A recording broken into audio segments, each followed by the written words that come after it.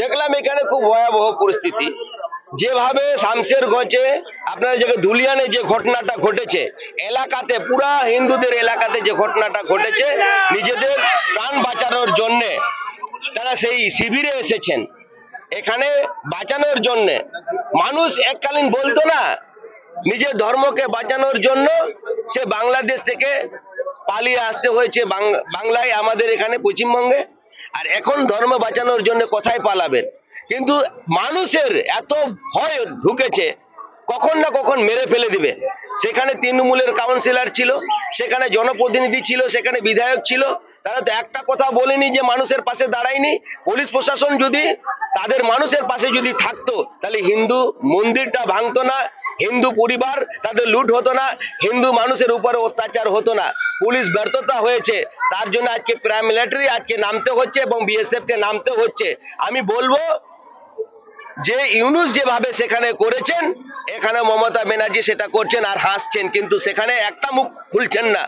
হিন্দুদের শুধু ভোটটা নিবে আর এখানে দেখবেন হাসবেন। আমাদের খুব দুঃখিত, এখন ছোট ছোট বাচ্চারা সেখানে এসে তারা ঠিকঠাক জল পাচ্ছে না, ঠিকঠাক তারা ঘুমোতে পারছে না, ঠিকঠাক তারা খাবার পাচ্ছে না, একজনের খাবার তিনজনকে ভাগ দিতে হচ্ছে। এরকম কেন থাকবে? আপনি বাংলাকে ভালোবাসেন, বাংলাকে যদি ভালোবাসতেন তাহলে তাদের পাশে দাঁড়াতে পারতো, কিন্তু বাংলাকে তিনি ভালোবাসছেন না। এই রিপোর্ট কোথায় জানাবেন? এইখানে আমরা রাজ্যে জানাবো, রাজ্য থেকে কেন্দ্রে জানাবো, আমাদের স্বরাষ্ট্রমন্ত্রীর কাছে রিপোর্টটা যাবে। তারপরে যত কিছু ব্যবস্থা আছে আমরা হিন্দুদের মানুষের জন্য পাশে থাকবো।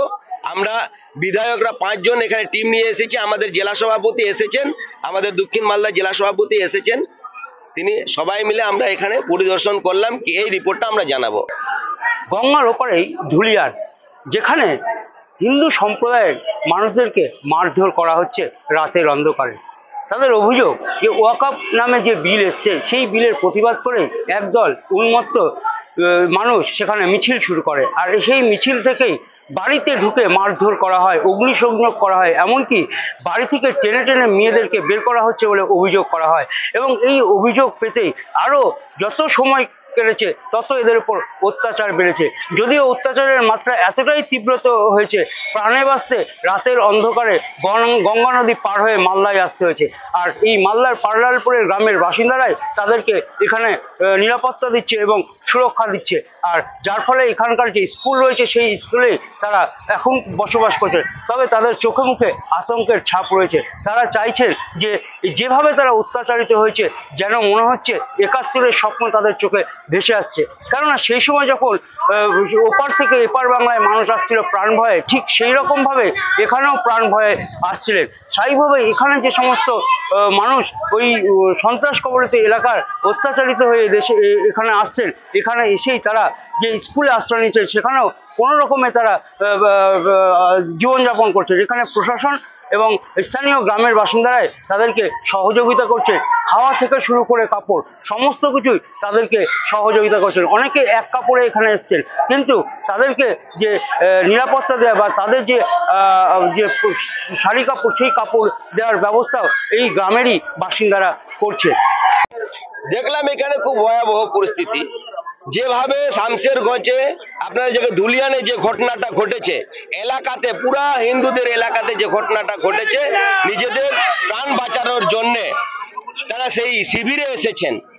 এখানে বাঁচানোর জন্য মানুষ এককালীন বলতো না, নিজের ধর্মকে বাঁচানোর জন্য সে বাংলাদেশ থেকে পালিয়ে আসতে হয়েছে বাংলায়, আমাদের এখানে পশ্চিমবঙ্গে। আর এখন ধর্ম বাঁচানোর জন্য কোথায় পালাবেন? কিন্তু মানুষের এত ভয় ঢুকেছে, কখন না কখন মেরে ফেলে দিবে।